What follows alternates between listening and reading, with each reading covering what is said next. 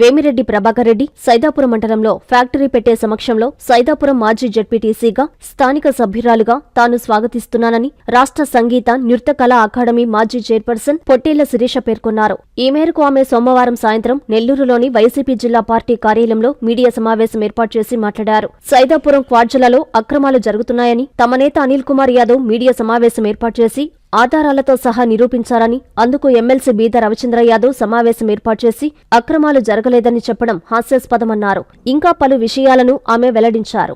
Media మిత్రులందరికీ నా నమస్కారాలు. పొట్టేళ్ల శిరీష, రాష్ట్ర సంగీత అకాడమీ మాజీ చైర్పర్సన్. సైదాపురం మండలంలో జరుగుతున్న అక్రమ మైనింగ్ మీద నిన్నటి రోజున మా నాయకుడు అనిల్ కుమార్ యాదవ్ గారు అన్ని ఆధారాలతో సహా మాట్లాడడం జరిగింది. ఈ రోజున బీద రవిచంద్ర గారు దాని గురించి మాట్లాడుతూ సైదాపురం మండలంలో అక్రమ మైనింగ్ జరగటం లేదు, వేమిరెడ్డి ప్రభాకర్ రెడ్డి గారు ఫ్యాక్టరీ ఏర్పాటు చేయాలనుకుంటున్నారు అని మాట్లాడారు. వేమిరెడ్డి ప్రభాకర్ రెడ్డి గారు ఫ్యాక్టరీ ఏర్పాటు చేయాలనుకుంటే మేము కూడా స్వాగతిస్తాం. ఎందుకంటే మా మండలంలో ప్రజలకి వేలాది మందికి ఉపాధి దొరుకుతుంది. శంకుస్థాపన కూడా చెయ్యని ఫ్యాక్టరీ కోసం ఇప్పటి నుంచే గత 10 నెలలుగా గనులన్నింటినీ కూడా మూసివేయించడం ఎంతవరకు సమంజసం? ఆ మైకా పరిశ్రమల కింద ఆధారపడ్డ వేలాది మంది కార్మికులు, కూలీలు, ఉద్యోగులు, వారి కుటుంబాలు రోడ్డున పడుతున్నాయి. ఒక సైదాపురం మండల ఎక్స్ జడ్పీటీసీగా నేను ఈ అక్రమ మైనింగ్ మీద గత 4 నెలలుగా ఈ అక్రమ మైనింగ్ ఆపాలని కలెక్టర్ గారిని కలిసి అర్జీ ఇవ్వడం జరిగింది, డీడీ గారిని కలిసి అర్జీ ఇవ్వడం జరిగింది. అక్రమ మైనింగ్ ఆపాలని directorate general of mine safety వారిని కూడా కలిసి ఈ అక్రమ మైనింగ్ ఆపాలని కోరడం జరిగింది. అంతేకాకుండా అత్యంత ప్రమాదకరమైనటువంటి జిలిటన్ స్టిక్స్ని ఉపయోగించి బ్లాస్టింగ్ చేస్తున్నారు సార్ అని కూడా డిఎస్పీ గారికి కూడా కంప్లైంట్ చేయడం జరిగింది, ఎస్ఐ గారికి కంప్లైంట్ చేయడం జరిగింది. అయినా కూడా ఎటువంటి ప్రయోజనాలు కూడా మాకు కనిపించలేదు. అన్ని అనుమతులు ఉన్న రవిచంద్రన్కి బహుశా వారి దృష్టికి ఇవన్నీ పోయినట్లేదు. మరి వారు బిజీగా ఉంటారు కదా, మా పోరాటాన్ని చూసే అంత టైం లేదో వ్యవధి లేదో మరి మీ దృష్టికి తీసుకొస్తున్నాను రవిచంద్రన్న. గత 4 నెలలుగా నేను అక్రమ మైనింగ్ మీద ఇంతమందిని కలిసినా కూడా ఎటువంటి చర్యలు కూడా మా మండలంలో జరగలేదు అక్రమ మైనింగ్ ఆపడానికి. అన్ని అనుమతులు ఉన్న గనులన్నింటినీ మూసివేయించి ఎటువంటి అనుమతులు లేనటువంటి గనుల్లో మీరు చెప్తున్నారే వేమిరెడ్డి ప్రభాకర్ రెడ్డి గారు వాళ్ళ అనుచరులు మైనింగ్ చేస్తున్నారు. బహుశా ఇది మీ దృష్టికి రాకపోవచ్చు. బీపీఆర్ గారు మీ గనులన్నీ కూడా ఓపెన్ చేయాలంటే ఒకటే చెప్తున్నారు. అనుమతులు ఉన్న వారికి చెప్పే మాట, మీ గనులు ఓపెన్ చేయాలంటే మీ గనుల్లో ఉన్న మెటీరియల్ నాకే ఇవ్వాలని హుకుం జారీ చేశారు. రవిచంద్రన్న, ఇది ఎంతవరకు సమంజసం అని నేను అడుగుతున్నా. రవిచంద్రన్న, మీరేమో ఇక్కడ విపిఆర్ గారు ఫ్యాక్టరీ కట్టాలనుకుంటున్నారు అని మీరు చెప్తున్నారు, కానీ లక్ష్మీ క్వార్జ్ కంపెనీ పైన 10,000 టన్నులని చైనాకి ఎందుకు ఎక్స్పోర్ట్ చేస్తున్నారు? మీరేమో ఇక్కడ ఫ్యాక్టరీ కట్టాలంటున్నారు. లక్ష్మీ క్వార్జ్ కంపెనీ తరపున ఆ కంపెనీ పైన 10,000 టన్నులని చైనాకు ఎక్స్పోర్ట్ చేస్తున్నారు. ఫిని క్వార్జ్ కంపెనీ తరపున కూడా మీరే చూడండి ఎంత చైనాకు ఎక్స్పోర్ట్ చేస్తున్నారు. రవిచంద్రన్ ఏమో విపిఆర్ గారు ఇక్కడే ఫ్యాక్టరీ ఏర్పాటు చేయాలని మీరు చెప్తున్నారు. వీళ్ళేమో లక్ష్మీ క్వార్జ్ కంపెనీ తరపున 10,000 టన్నులు చైనాకు ఎక్స్పోర్ట్ చేస్తున్నారు. మరి ఇక్కడే ఫ్యాక్టరీ కట్టే ఉద్దేశమే ఉంటే వీళ్ళు ఎందుకు చైనాకి ఎక్స్పోర్ట్ చేస్తున్నారు అనేది మాకు అర్థం కావట్లేదు. ఒకవేళ ఫ్యాక్టరీ ఏమైనా చైనాలో కడుతున్నారా లేదా ఇక్కడే కడుతున్నారో ఇది రవిచంద్రనే దీనికి సమాధానం చెప్పాలా. ఇంకొక మాట అన్నారు రవిచంద్రన్న, ఏదో చిన్న చిన్న కాగితాల పొరపాట్లు ఉండొచ్చేమో కానీ అక్కడైతే అక్రమ మైనింగ్ జరగడం లేదు అని. రవిచంద్రన్న, చిన్న చిన్న కాగితాల పొరపాటు కాదు రవిచంద్రన్న, పెద్ద పెద్ద పొరపాట్లే. స్వయంగా మీ ప్రభుత్వంలోనే పద్మావతి మైన్ని రిజెక్ట్ చేస్తూ మీ ప్రభుత్వంలోనే డిఎంజీ గారే ఇచ్చిన ప్రొసీడింగ్ ఆర్డర్ ఇది. మీ ప్రభుత్వంలోనే పద్మావతి మైన్కి రిజెక్ట్ చేస్తూ ఇచ్చిన ప్రొసీడింగ్ ఆర్డర్, డిఎంజీ గారే ఇచ్చిన ప్రొసీడింగ్ ఆర్డర్ ఇది, రిజెక్ట్ చేస్తూ. నెక్స్ట్ సిద్ధి వినాయక మైన్ కూడా రిజెక్ట్ చేస్తూ, సిద్ధి వినాయక మైన్ని రిజెక్ట్ చేస్తూ మీ ప్రభుత్వంలోనే డిఎంజీ గారు ఇచ్చిన ప్రొసీడింగ్ ఆర్డర్ ఇది. మీ ప్రభుత్వంలోనే డిఎంజీ గారు ఇచ్చిన ప్రొసీడింగ్ ఆర్డర్. ఇవన్నీ కూడా 50 సంవత్సరాలు పూర్తి అయిపోయినవే రవిచంద్రన్న, ఇవన్నీ కూడా 50 సంవత్సరాలు పూర్తయిపోయినవే. Indian Bureau of Mines rule ప్రకారం 50 సంవత్సరాలు పూర్తయిపోయిన మైన్లన్నీ కూడా ప్రభుత్వ భూములే అన్నా రవిచంద్రన్న. నువ్వు చెప్పావే అక్రమ మైనింగ్ నిర్వచనానికి, నువ్వు చెప్పిన అక్రమ మైనింగ్ నిర్వచనానికి ఒక నమస్కారం రవిచంద్రన్న. కొండలు గుట్టల్లోనే తవ్వితేనే కాదన్నా అక్రమ మైనింగ్. ప్రభుత్వ భూముల్లో తవ్వినా సరే అది ఏంటి? అక్రమ మైనింగ్. ప్రస్తుతానికి వీళ్ళు చేస్తుండేది అదేనన్నా, వీళ్ళు చేస్తుండేదంతా 50 సంవత్సరాలు పూర్తి అయిపోయిన మైన్లలోనే వీళ్ళు మైనింగ్ చేస్తున్నారు. మరి వీళ్ళు చేసేది అక్రమ మైనింగా సక్రమ మైనింగా అన్నా రవణ? మీరే చెప్పాలన్నా. నెక్స్ట్ ఇంకొకటి, కేంద్ర ప్రభుత్వం పాలసీలు ఉన్నాయి. ఎస్, మీరు చెప్పింది కరెక్ట్. కేంద్ర ప్రభుత్వం పాలసీ, భారత ప్రభుత్వ గనుల మంత్రిత్వ శాఖ వారు ఏం చేశారంటే క్వార్ట్జ్ని మేజర్ మినరల్గా ప్రకటించారు.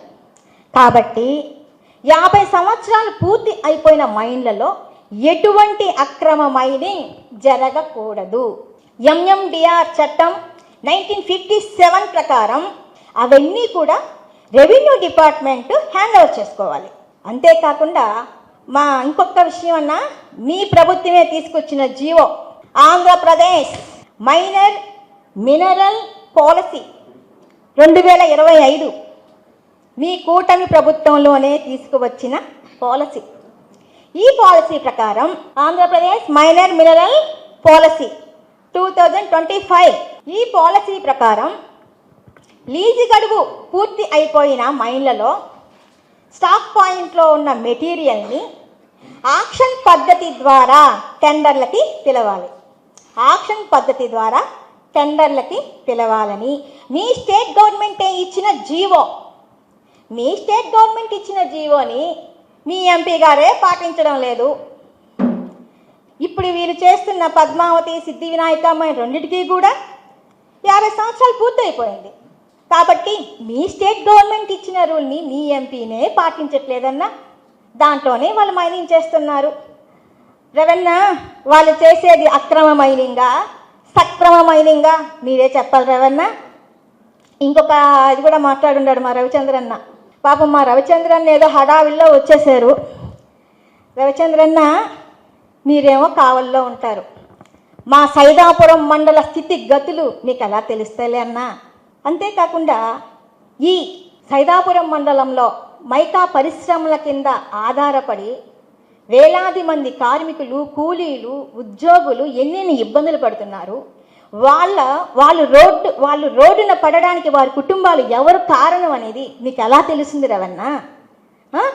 పార్టీలకి సంబంధంలే, నేనే వస్తా మీ దగ్గరికి, నేనే వస్తా, అన్ని ఆధారాలతో వస్తా, ఫొటోస్ వీడియోస్తో సహా మీరు అపాయింట్మెంట్ ఇస్తే మీ దగ్గరికి నేనే వచ్చి వాటన్నిటినీ కూడా మీకు నేను అందజేస్తా.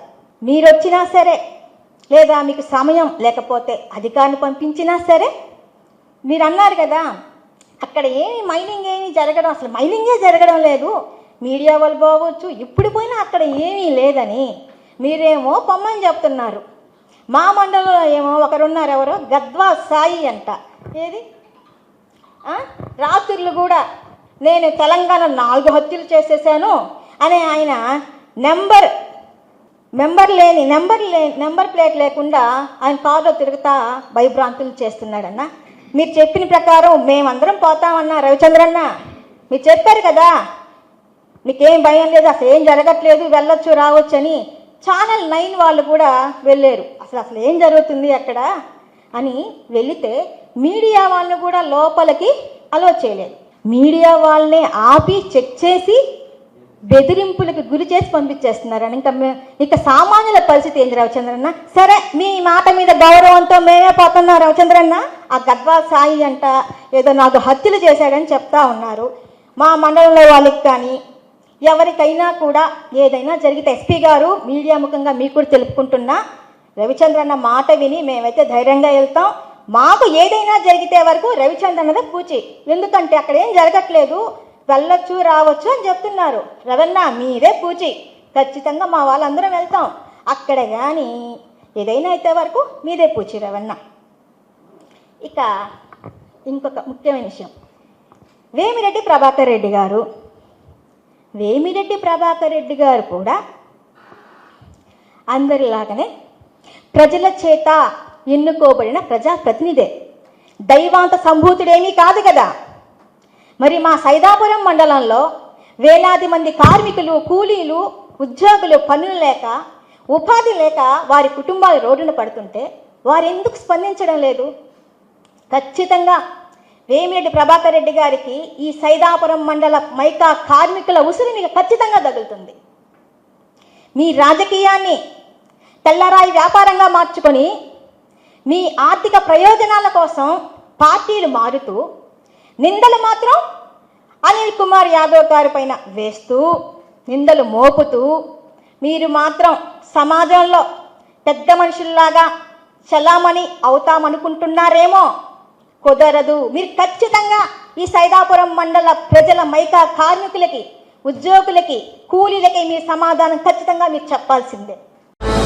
విశ్వసాయి ఎడ్యుకేషనల్ సొసైటీ వారి Vishwasai JEE topper programme NIT లేదా IITలో సీట్ సాధించడమే మీ లక్ష్యమైతే ఆ లక్ష్యాన్ని మీకు మరింత చేరువ చేస్తుంది Viswasai JEE stars elite batch. The salient features of JEE stars elite batch. కేవలం 36 మంది విద్యార్థులు కలిగిన లిమిటెడ్ బ్యాచ్ ద్వారా ప్రతి విద్యార్థి మీద ప్రత్యేకమైన శ్రద్ధ, ఎందరో విద్యార్థులని IIT ర్యాంకర్స్ గా మార్చిన మా అనుభవజ్ఞులైన ఉపాధ్యాయ బృందం, నిపుణులచే ప్రిపేర్ చేయబడిన విశ్వసాయి యూనిక్ స్టడీ మెటీరియల్ మరియు ప్రతి విద్యార్థికి ప్రత్యేకమైన doubt clearing sessions, maths, physics, కెమిస్ట్రీలలో 10,000కు పైగా ప్రాక్టీస్ ప్రాబ్లమ్స్ తో step by step solution, quick problem solving, revision booklet, full length JEE advanced mock test. 2025-26 సంవత్సరానికి గాను విశ్వసాయి వారి జేఈఈ స్టార్స్ ఇలైట్ బ్యాచ్ లో చేరండి. విశ్వసాయి అంటేనే తల్లిదండ్రుల నమ్మకం, విద్యార్థుల విజయం. Viswasai educational society, Nellore, Tirupati.